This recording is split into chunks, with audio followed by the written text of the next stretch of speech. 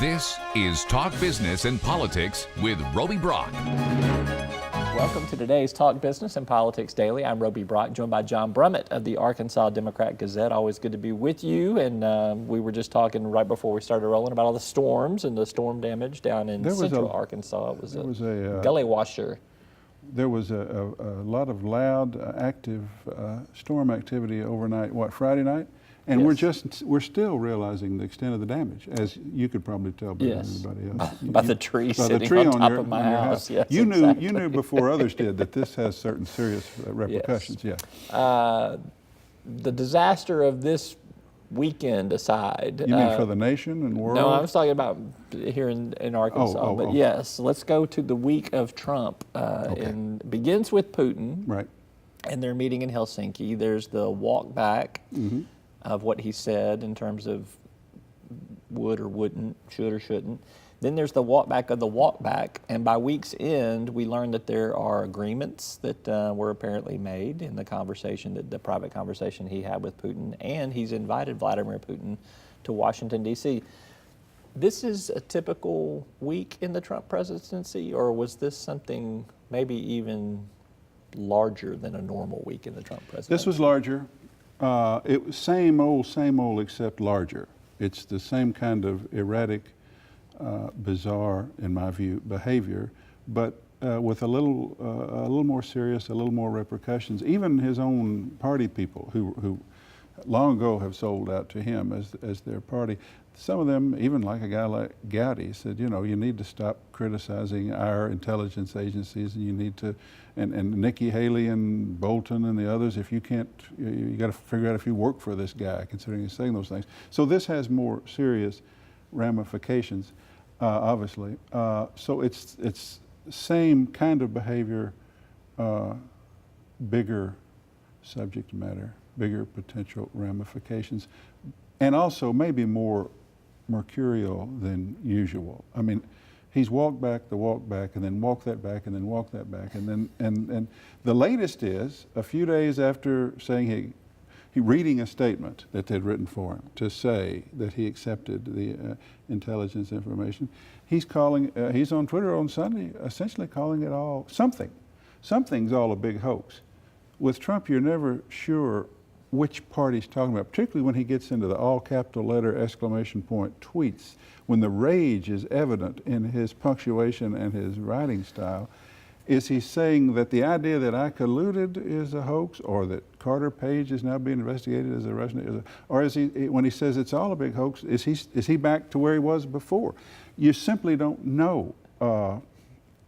And this is life in the Trump era, and the country goes on, and the stock market's okay, and jobs are okay, and we're in a trade war, and we'll just see how this all comes out someday, Well, did you watch the Andrea Mitchell interview with Dan Coates, the Director of National Intelligence? It was a rare moment. It was. Do you think Dan Coates is the next one to go, or do you think that he survives based on the gravitas of his job and his reputation?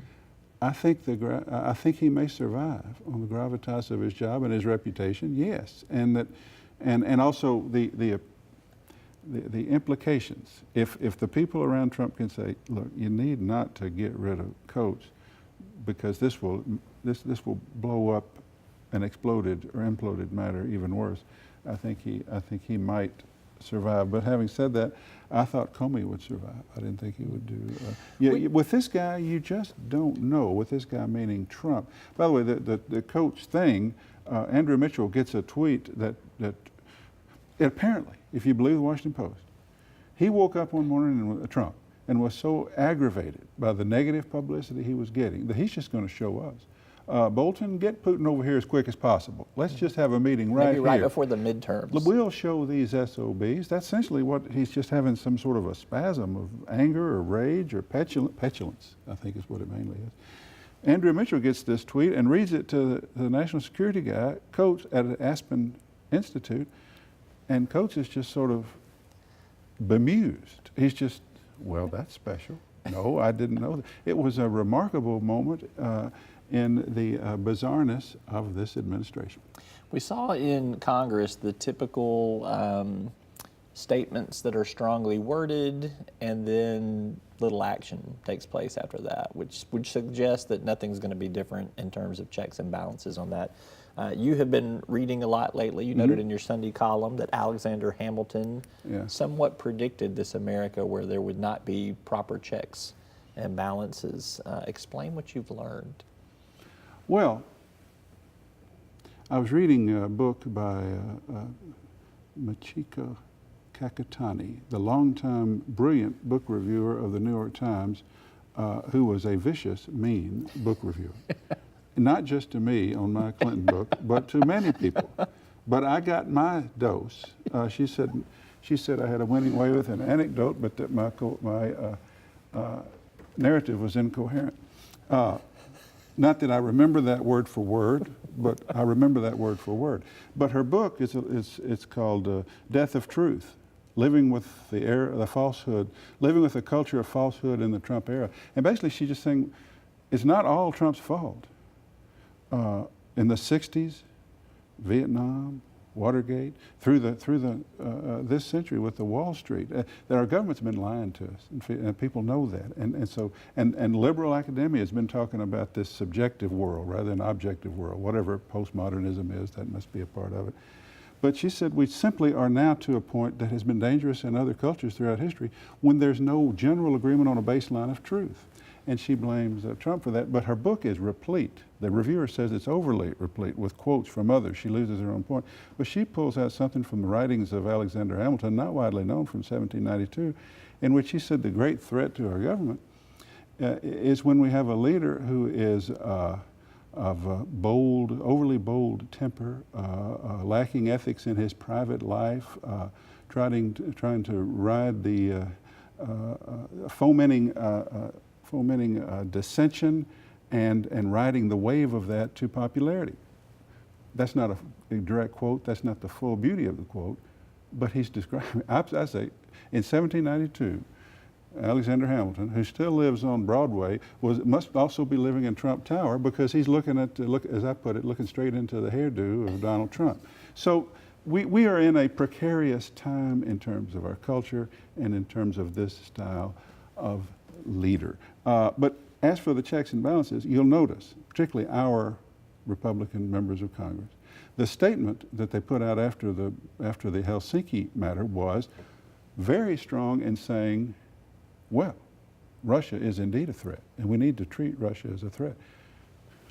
But there was no mention of they don't say, oh, by the way, the reason we're saying this is because our guy, the president, just indicated it wasn't and took Putin's side in Helsinki.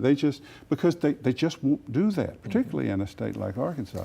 So well, there could be a reason for that, as some new polling would suggest here. NBC and ABC polling out shows that Trump approval's overall declining, his handling of Putin meeting poor. But here's a couple of takeaways. His standing with the GOP is at an all-time high of 88%. Why?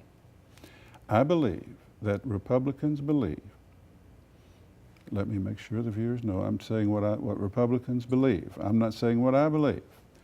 But my honest assessment is that Republicans, not just the Trump base, but general conservative Republican Americans believe that the mainstream media is dominated by liberal thinking people who, whether they are directly exercising an intentional bias or because they possess one, are simply judging Trump by rules that they apply that tend to favor more liberal thinking, and that we in the media are treating Trump unfairly, and there's a galvanizing effect that I mean, you have perfectly reasonable conservative Republican people who say, why don't you all just leave him alone? Yeah, he tweets wild. I don't approve of that. Yeah, I wish he wouldn't say this. But you all are just obsessing on him because you disapprove of him, because because you're more liberal than he is. I don't believe that is true. We could have a whole discourse on it someday. There's no need, but I believe it is a true factor. It's a sympathetic backlash it's exactly among Republican voters towards Trump. So, and then they think, well, okay.